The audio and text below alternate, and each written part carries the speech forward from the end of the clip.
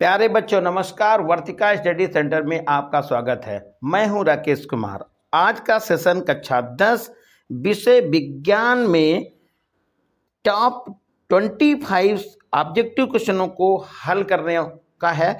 तो इसलिए आज शुरुआत करते हैं पहले प्रश्न से। पहला प्रश्न है, वैद्युत ऊर्जा का मात्रक क्या है? तो वैद्युत ऊर्जा का मात्रक होता है किलोवाट घंटा, जिसको हम यूनिट के भी नाम से जानते हैं। ये व्यापारिक मात्रक है, इसको हम किलोवाट घंटा कहते हैं। क्वेश्चन अगला है, स्वस्थ मनुष्य के नेत्र का दूर बिंदु होता है।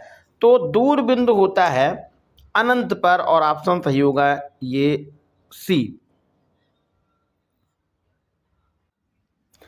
अगला क्वेश्चन नंबर 3 है, ताप बढ़ाने पर प्रतिरोध पर क्या प्रभाव पड़ता है? तो देखिए, ताप बढ़ाने पर प्रतिरोध पर प्रभाव पड़ता है, यानी कि ये बढ़ जाता है।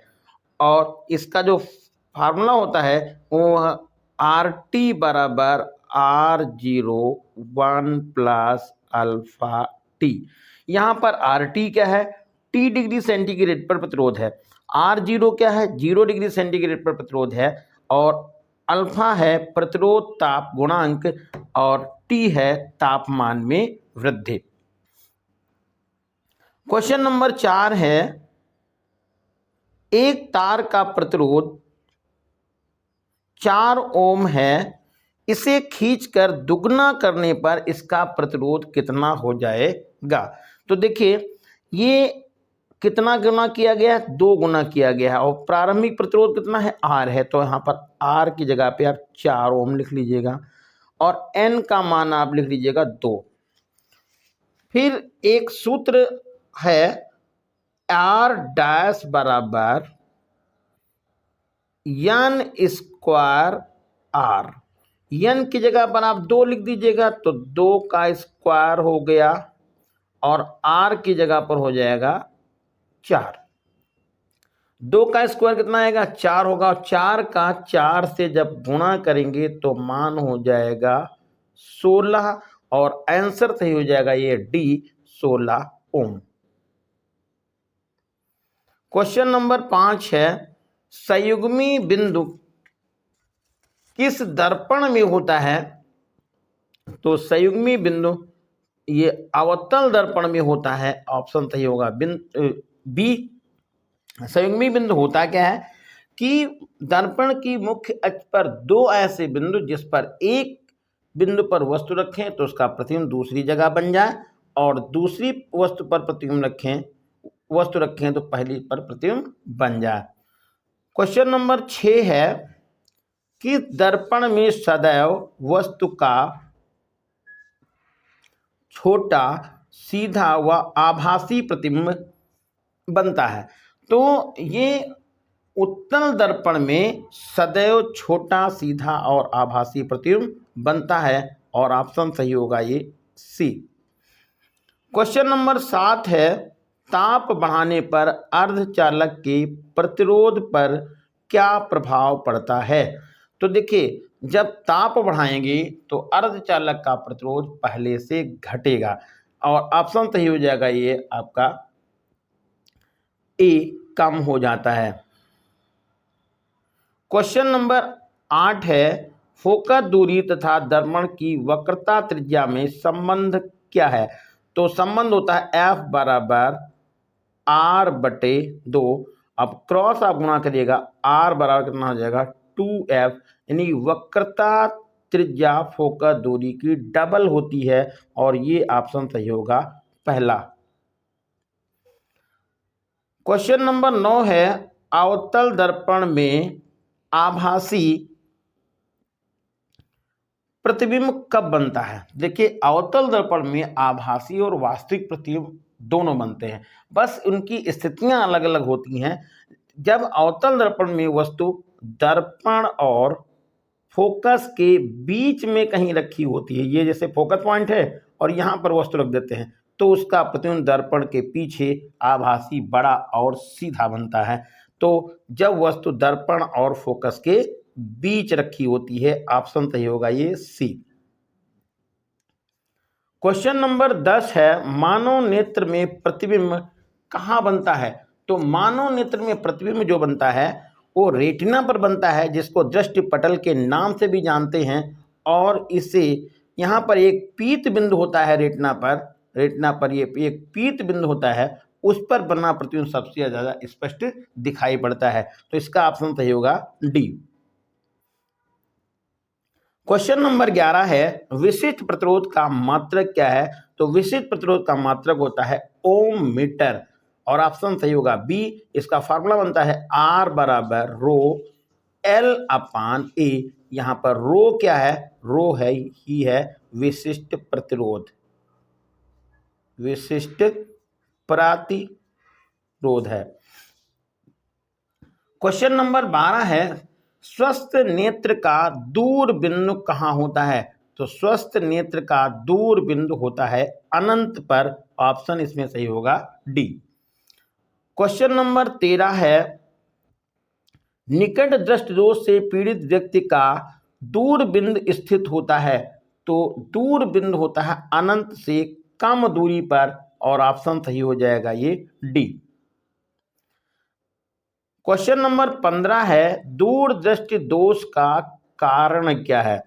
देखिए, दूर दृष्टि दोष का कारण इसमें जो दिए गए हैं उसमें से देखना है कि रेटिना से दूर प्रतिबिंब बनता है। पहचानेंगे कैसे? देखिए, यहाँ पर दूर लिखा हुआ है, तो आप यहाँ पर देखिएगा रेटिना से दूर प्रतिबिंब बन रहा है, तभी ये बनेगा प्रतिबिंब।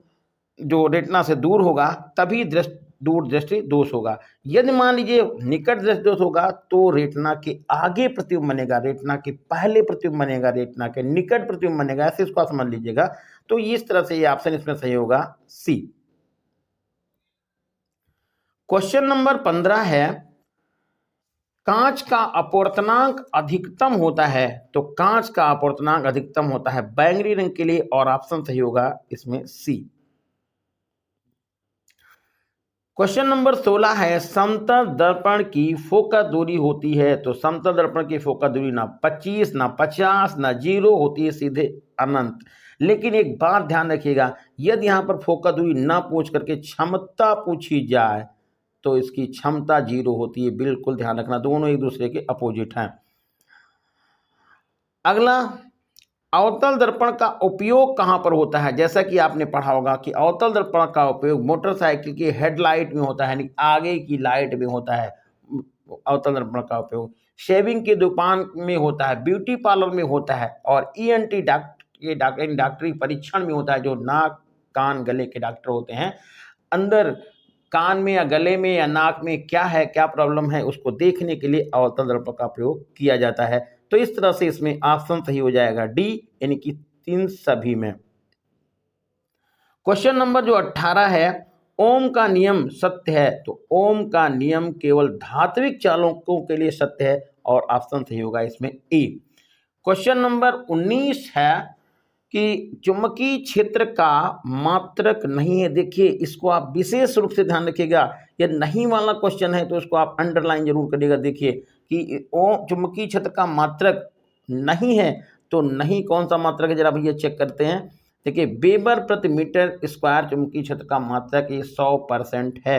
टेस्ला भी मात्रक है, गॉस भी मात्रक है, लेकिन न्यूटन प्रति एम्पियर मीटर ये चुंबकीय क्षेत्र का मात्रक नहीं है। और यही आपसे पूछा है कौन सा मात्रक नहीं है, तो ऑप्शन सही होगा ये डी। क्वेश्चन नंबर 20 है, विद्युत धारा उत्पन्न करने की युक्ति क्या है, तरीका क्या है, कैसे उत्पन्न होता है? तो देखिए, विद्युत धारा की उत्पन्न करने की जो डिवाइस है, युक्ति है, वो है जनित्र, जिसको हम आम तौर की भाषा में जान लेते हैं जनरेटर कहते हैं। ठीक है, तो ये क्या है, जनित्र है। डायनमो उत्पन्न करता है, डायनमो उत्पन्न करता है विद्युत वाहक बल उत्पन्न करता है। इस तरह से ऑप्शन सही होगा ये आपका बी नंबर। क्वेश्चन नंबर 22 जो है, विद्युत हीटर का तार किस धातु का बना होता है? यानी विद्युत हीटर की जो कॉइल होती है वो किस धातु की बनी होती है? वो नाइक्रोम की बनी होती है। ध्यान रखना है, बहुत क्वेश्चन रिपीट होता है कि विद्युत हीटर का जो तार है या कॉइल है किस धातु की बनी है, तो नाइक्रोम की बनी होती है और ऑप्शन सही हो जाएगा ये सी।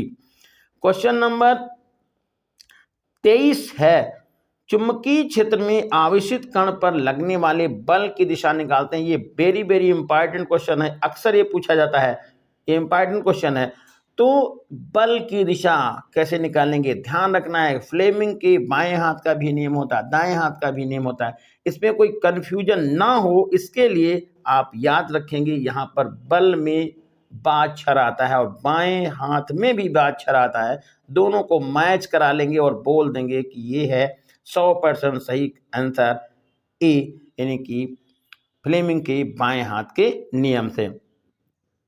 क्वेश्चन नंबर जो ये है 24, एक इलेक्ट्रॉन वोल्ट तुल्य है। देखिए एक इलेक्ट्रॉन वोल्ट ऊर्जा की इकाई है और ये बराबर होती है 1.6 × 10⁻⁻19 जूल के।